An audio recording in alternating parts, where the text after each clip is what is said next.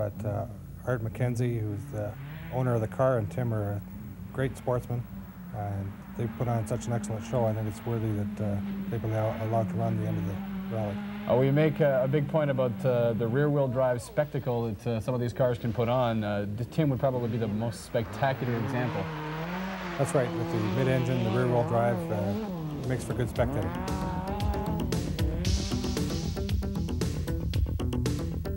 The cars are headed for stage 10 now of the Rocky Mountain Car Rally. We have Sean Bishop's car here. We're taking a look at some of the safety features that are inherent to the sport of pro car rallying. John, these conform to a national standard too, don't they? That's right, Paul. What we see here basically is a Mazda 323 production car, but it's modified in the safety features basically inside the car.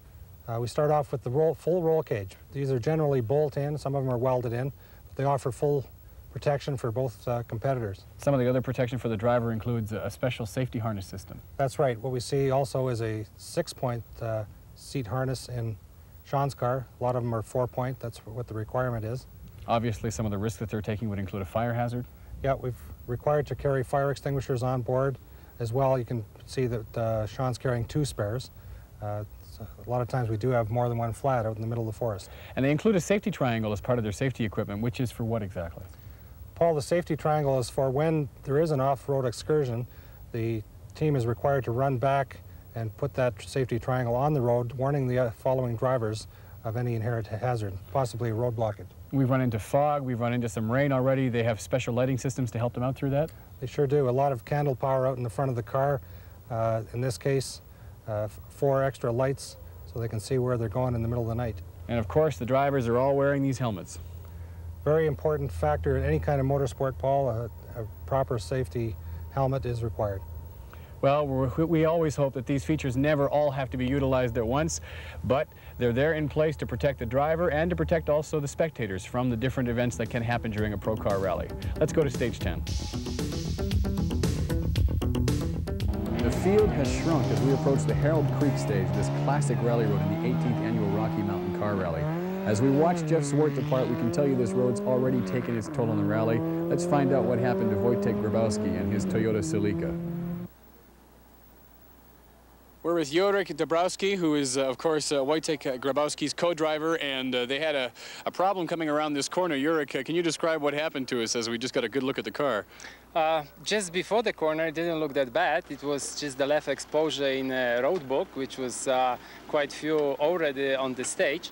This one was a little too tight, and probably we went a little too fast, and Wojtek, of course, couldn't save his car. We just rolled down probably 3-4 times and landed quite safely. So I just don't want to say that rallies is only crashing, but sometimes it can happen, of course, but it's still very safe. Well, happily, you're both safe, which is the really good thing about this. What were you thinking as, this may sound like an inane question, but what were you thinking as you were going over the edge? Of course, to save yourself. So then you just grab something, grab the handle, something, tight a little yourself, and just hope for the best.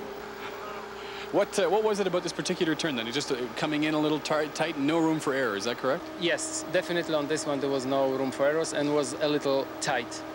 And you said that after you came out of the car, you even warned a couple of the other cars coming right behind you. Yeah, usually what happens, if you off-road, you have to take the triangular with you and run towards the next car running and just warn them. So that's exactly what we did, and probably we saved few cars because number 7 was pretty close, even because of our warning, still was very close to go off.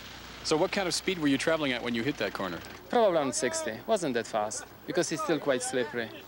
We're happy to report that the beaver dam is fine. We're not sure about the car, but we started it up a few minutes ago, and it'll be heading back on its own steam, and everything is fine with you. Yes, it is. Well, we're sorry to see the race end for you this way, but thanks for the time after the accident. Very welcome. We should be ready for the next one. Well, aside from that mishap, John, have we seen pretty well what we've expected to see so far today? Yeah, the big surprise was the enormous lead that the Sprongls pulled out early on in the rally. Jeff put in a solid drive here and looks to be really enjoying himself. Now, the Sprongls were aggressive all the way through. They took a huge lead, what seemed almost an insurmountable lead, an unusual lead, I'd say. Yeah, they had a fairly trouble-free run, and they were quite surprised as anyone, actually, to have that lead at the beginning. This is kind of a tough corner here. You come down from that corner we just saw uphill, and then they take this sharp right. Yeah, it's an excellent drive by Frank. Last stage of the rally, he's got a big lead, but he's not backing off an inch. It's one of those things where you can't lose your concentration. If you try and drive at 8/10, you know, it might be inviting a disaster. Nobody is driving as aggressively as they have. What is George thinking now as he goes into this stage of the rally? George wants to make sure he can maintain his position. He wants to have a nice trouble-free run. What's playing on these drivers' minds is they've got to maintain their same level. They can't think about this being the last stage of the rally. They've got to finish strong. We can think, too, of the weather. We saw the rain just a moment ago, and at this altitude, it's sometimes hail and sometimes snow. How much has that played a factor in this part of the race? These roads are actually fairly hard packed, Paul, and even though that we can see some snow in the ditches along the way, the roads have held up very well, even after all the rally cars have gone through. Tell us a bit about this particular road, your fond memories of this Harold Creek Road. Boy, we sure do. We've rallied this road for quite a few years, since the first Rocky back in '73. And each year, unfortunately, it's getting a little bit shorter. The government is actually widening the road, making it more passable out to the Forestry Trunk Road. And I wouldn't be surprised if this is the last year that we are able to do our thing on it, and we'll sure miss it. It's a real classic. So Walt Petersen, who's driving this now, is enjoying this in particular. Absolutely. They had a bit of a moment coming back the other way where they almost went in the drink where Wojtek was. But here's our Fiero. We're looking for a big time and a spectacular shot here as they come down. Yeah, he's a little slow getting away from the start. Sometimes he's had to start in second or even third gear. They're still working on problems. Oh, that's what brings people out to the woods, Paul, to see what these cars are doing. And they got it all. In this particular rally, they had a little drama with the accident. They had some terrific driving by all the different competitors. Congratulations to all who participated in the 18th annual Rocky Mountain Car Rally. National Rally Director John Nixon is here to tell us how things turned out. Paul, 16 of the original 21 teams managed to finish the event.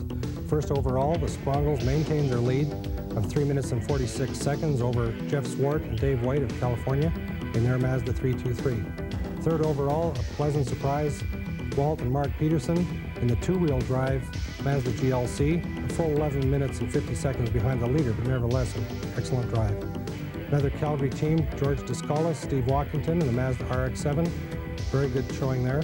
Followed in fifth place by the Dodge Omni GLH Turbo of Clark and Simons out of Washington, who managed to pick up first production regional. A special mention also to sixth overall Frank Stokovic and Scott Stanland in what we call the ancient 510, picked up a first novice in a real good smooth ride. I'm Paul Boucher with John Nixon. Thanks for watching. See you next time.